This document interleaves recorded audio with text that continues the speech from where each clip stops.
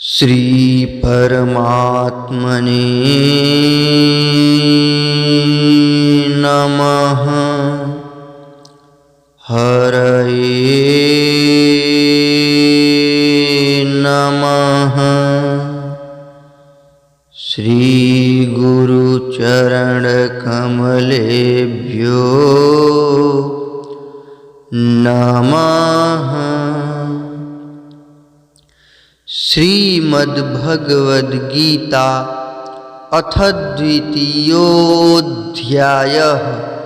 श्लोक 16।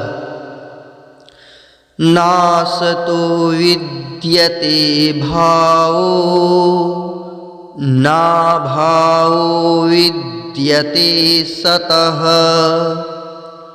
उभयोरपि दृष्टोऽन्तस्त्वनयोस्तत्त्वदर्शिभिः। नासतो विद्यते भावो नाभावो विद्यते सतः उभयोरपि दृष्टोऽन्तस्त्वनयोस्तत्त्वदर्शिभिः। अर्थ: असत वस्तु की तो सत्ता नहीं है और सत का अभाव नहीं है।